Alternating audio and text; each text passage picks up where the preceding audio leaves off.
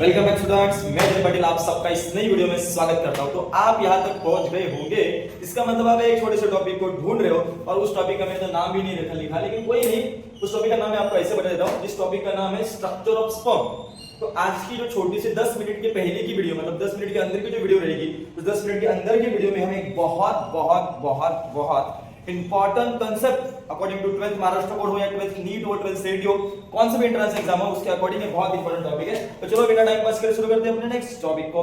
तो ये है अपना नेक्स्ट टॉपिक, जिसका नाम है स्ट्रक्चर ऑफ स्पर्म। तो मैं आपको स्ट्रक्चर ऑफ स्पर्म में ना सबसे पहले दो सेक्शन करता हूं। एक ऐसा सेक्शन जिस सेक्शन में सबसे पहले हम उस स्पर्म के साइट्स को समझेंगे और उसके बाद हम उस स्पर्म के पार्ट्स को समझेंगे। तो सबसे पहले अगर आप यहाँ पर इस स्पर्म के डायग्राम को देखते हो, तब इसी डायग्राम की मदद से हम समझेंगे। तो आप यहाँ पर एक चीज ऑब्जर्व कर रहे हो कि आपको एक स्पर्म आपको दिख रहा है। ओके, इस स्पर्म को हमने 4 सेक्शन में डिवाइड किया। आपको कुछ पहला सेक्शन है, कुछ इस तरीके से दिख रहा होगा। ओके, अरे ये कौन सी गड़बड़ डायग्राम आई, रुक रहे व्हाइट कलर से लेते हैं। ओके, और इसको करते हैं इरेज। तो आपको सबसे पहले दिख रहा होगा, हमने ना कुछ इस तरीके से स्पर्म का हेड निकाला।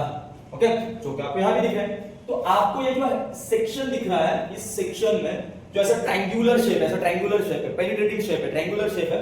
तो ऐसा ही जो ट्रायंगुलर शेप आपको यहां पर दिख रहा होगा, ये पूरा का पूरा पोर्शन, उस पूरे के पूरे पोर्शन को हम बोलते हैं हेड रीजन। और इस हेड रीजन के अंदर बहुत अलग अलग चीजें हैं और हम उन सारे चीजों को समझने वाले हैं। तो सबसे पहले बच्चों क्या किया मैंने आपको यहाँ पर बताया कि यहाँ पर सबसे पहले जो सेक्शन है वो किसका है, हेड का सेक्शन है। किसका है, हेड का सेक्शन। उसके बाद आपको यहाँ पर सेकंड सेक्शन दिख रहा होगा, जो नॉर्मल सा, उसमें आपको इस तरीके से कर्व दिख रहा है। तो जो कर्व आपको दिख रहा है, ये वाला कर्व, ये वाला है सेकंड स्पर्म का स्ट्रक्चर और section, that is next section. तो सबसे पहले है हेड सेक्शन और हेड सेक्शन के बाद में जो दूसरा वाला सेक्शन है, दैट इज नेक्स्ट सेक्शन। उसके बाद आपको यहाँ पर तीसरा सेक्शन दिख रहा होगा। इस तीसरे सेक्शन के अंदर माइटोकॉन्ड्रिया प्रेजेंट रहता है, that is the third section. Okay, यहाँ पर मैं बोल सकता हूँ ये मिडल पीस। ये स्पर्म के पार्ट्स के नेम नहीं है, ये स्पर्म के साइड्स के नेम है। और आखिरी आपको दिख रहा होगा टेल। तो कुल मिलाकर 4 सेक्शन जो है, वो 4 सेक्शन आपको इसके अंदर दिख रहे होंगे। और ये 4 सेक्शन है, उस 4 सेक्शन के अंदर जितने पार्ट्स हैं, उन पार्ट को हम सबसे पहले समझते हैं। तो हेड सेक्शन के अंदर आपको एक ट्रायंगुलर शेप का पार्ट दिख रहा होगा, उस पार्ट को हम बोलते हैं एक्रोसोम। क्या बोलते हैं, एक्रोसोम। उसके बाद आपको सेंटर में एक पार्ट दिख रहा होगा जिसको बोलते हैं न्यूक्लियस, और उसके नीचे आपको 2 सेंट्रियोल्स दिख रहे होंगे, लेकिन वो सेंट्रियोल आते हैं नेक के अंदर। तो भैया स्पर्म के अंदर रहता है 2 मोस्ट इंपॉर्टेंट पार्ट, और उसमें से सबसे पहला है एक्रोसोम। अभी मैं आपको एक्रोसोम का एक फंक्शन बताता हूं कि एक्रोसोम का फंक्शन क्या है। मान लो कि ये किसी भी फीमेल के ओवम का स्ट्रक्चर है। तो ये जो ओवम है बच्चों, इस ओवम के अंदर बहुत अलग अलग लेयर रहते हैं, और अगर आप इसको पढ़े होंगे तो आपको एक चीज पता भी होगी कि टोटल 2 लेयर जो रहते हैं, वो टोटल 2 लेयर कोरोना रेडिएटा नाम से और जोना पेलुसिडा नाम से, कोरोना रेडिएटा नाम से और जोना पेलुसिडा नाम से 2 लेयर प्रेजेंट रहती है उस पर्टिकुलर ओवम के अंदर। और उस ओवम के अंदर है न्यूक्लियस। तो अपने को उस स्पर्म भैया को अंदर घुसाने का है। तो सबसे पहले अपने को ये जो लेयर है, इन लेयर को तोड़ना रहेगा।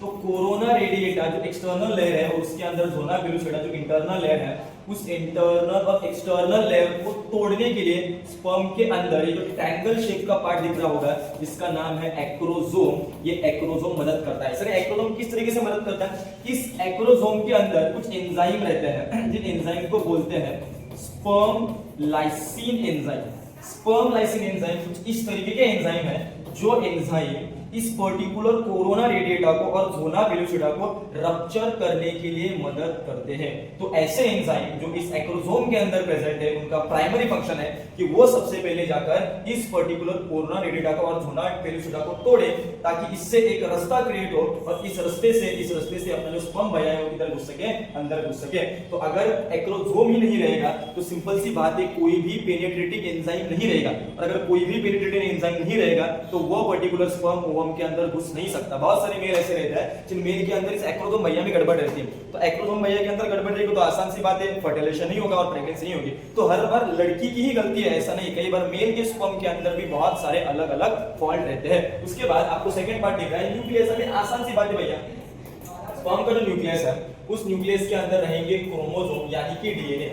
अभी ये जो स्पर्म है ये एक गैमेट है, और गैमेट के अंदर हमेशा हाफ क्रोमोसोम रहते हैं, मतलब 23 क्रोमोसोम रहते हैं। ये जो न्यूक्लियस है ये न्यूक्लियस है हैप्लॉइड न्यूक्लियस, कि इसके अंदर 23 क्रोमोसोम है। क्यों? क्योंकि अपने को बेबी के अंदर जो न्यूक्लियस है उस बेबी के अंदर के अपने को जो फीमेल के अंदर का जो न्यूक्लियस है उसके न्यूक्लियस को और स्पर्म के अंदर के न्यूक्लियस को फ्यूज करना है। तो मैंने यहाँ पर अगर 46 क्रोमोसोम को रखा और फीमेल के अंदर भी 46 क्रोमोसोम को रखा, तो इनके फर्टिलाइजेशन के बाद 92 क्रोमोसोम्स होंगे। तो दैट्स व्हाई गैमेट बनाते वक्त हम क्रोमोसोम के नंबर को हाफ करते हैं। और ऑब्वियसली बात है इसके फ्यूजन के बाद 46 क्रोमोसोम वाला एक नॉर्मल बेबी जन्म लेता है। तो न्यूक्लियस सेंट्रल रीजन में प्रेजेंट है और उसके अंदर 23 क्रोमोसोम है जो मेल्स के सारे इंफॉर्मेशन को कैरी करते हैं। उसके बाद आप थोड़ा नीचे आओगे तो आपको एक नेक का रीजन दिखेगा और उस नेक के अंदर सेंट्रियोल्स है।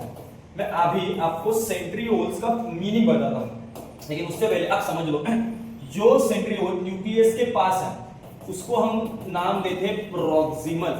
प्रॉक्सिमल क्योंकि बायोलॉजी में पास होने शब्द के लिए, मतलब नजदीक शब्द के लिए प्रॉक्सिमल वर्ड का इस्तेमाल किया जाता है। तो ऐसा सेंट्रियोल जो न्यूक्लियस के नजदीक है उसको हम बोलते हैं प्रॉक्सिमल सेंट्रियोल, और डिस्टेंस में दूर है उसके लिए हम वर्ड इस्तेमाल करते हैं डिस्टल सेंट्रियोल। तो ऐसा सेंट्रियोल जो न्यूक्लियस के पास है उसके लिए हमने यूज किया वर्ड प्रॉक्सिमल, और जो दूर है उसके लिए यूज किया डिस्टल सेंट्रियोल। तो टोटल कुल मिलाकर दो जो सेंट्रियोल्स है वो दो सेंट्रियोल पर्टिकुलर स्पर्म भैया के अंदर प्रेजेंट रहते हैं। अभी मैं आपको यहाँ पर एक चीज बताता हूँ। मान लो कि अगर मैंने यहाँ पर ये जो फीमेल का न्यूक्लियस है और ये जो मेल का न्यूक्लियस है उनके अंदर फ्यूजन कराई, तो फ्यूजन कराने के बाद एक बेसिक सी चीज है कि ये जो 23 क्रोमोसोम है मेल के और 23 क्रोमोसोम है फीमेल के, वो आपस में क्रॉसिंग ओवर करेंगे और इससे एक सेल पैदा होगी और उस सेल को हम बोलते हैं जाइगोट। तो अगर मुझे इस जाइगोट के अंदर जो सेल है, एक सिंगल सेल, जाइगोट मतलब एक सिंगल सेल,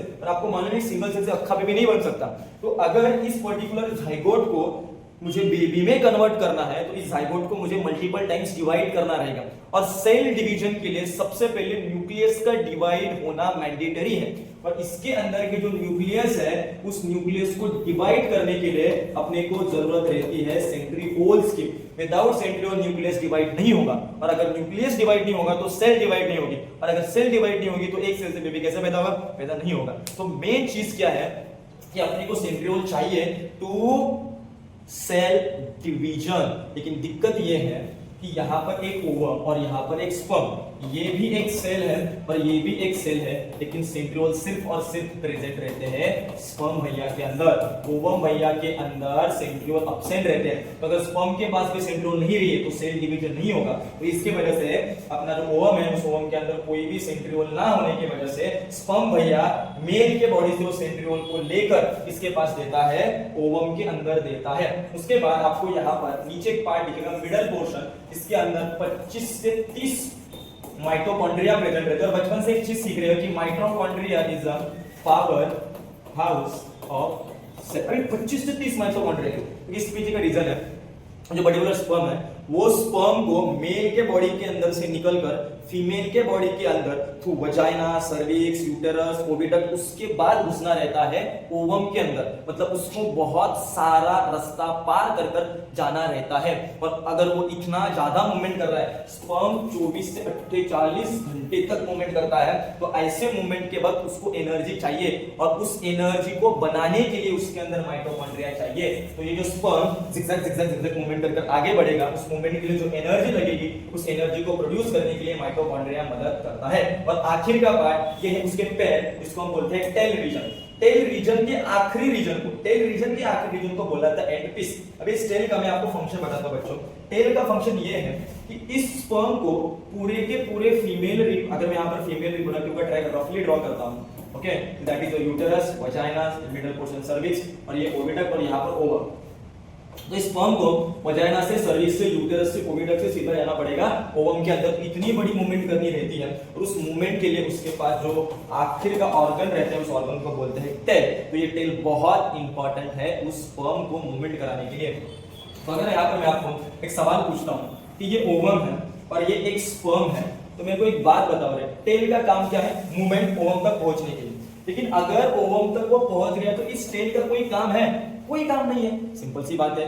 तो इस टेल को निकाल दिया जाता है। तो सोचो उस टेल की मदद से वो स्पर्म भैया इतना लंबा रास्ता पार करके ओवम के पास आया। लेकिन ये तो इंसान की फितरत है, मतलब किसी भी लिविंग ऑर्गेनिज्म की फितरत है, जब तक उसका किसी चीज से काम है तब तक वो उस चीज को अपने पास रखता है। काम खत्म, मतलब खत्म, रिश्ता खत्म। तो सिंपल सी बात है, ये जो टेल है इसका काम तो हो गया, अपने स्पर्म भैया को तो उसने पहुंचा दिया। तो स्पर्म भैया को पहुंचाने के बाद ये जो टेल है वो स्पर्म से निकल जाती है। अब स्पर्म भैया के अंदर रहा क्या क्या, माइटोकॉन्ड्रिया बचे, ओके, सेंट्रियोल्स बचे, न्यूक्लियस बचे और एक्रोसोम बचे। तो एक्रोसोम का काम क्या है, वो इस स्पर्म के लेयर को पेनिट्रेट करने के लिए काम करते हैं। माइटोकॉन्ड्रिया का काम क्या है, वो उस स्पर्म को मूवमेंट करने के लिए जो एनर्जी लगती है उसको देते हैं। तो जैसे इस लेयर को पेनिट्रेट किया, एक्रोसोम का काम खत्म, माइटोकॉन्ड्रिया का काम खत्म, क्योंकि अपना पर्टिकुलर स्पर्म तो वो भैया के अंदर आ गया। तो इस स्पर्म के अंदर से सिर्फ और सिर्फ न्यूक्लियस और सेंट्रियोल ही ओवम के अंदर एंटर करते हैं। यहाँ पर डिटेल में 10 मिनट के अंदर, मालूम नहीं शायद 10 मिनट से ज्यादा वीडियो हो रही होगी, मैंने आपको पूरा का पूरा स्पर्म जो है उसको एक्सप्लेन कर दिया है। मिलते हैं नेक्स्ट वीडियो में, तब तक के लिए दोस्तों।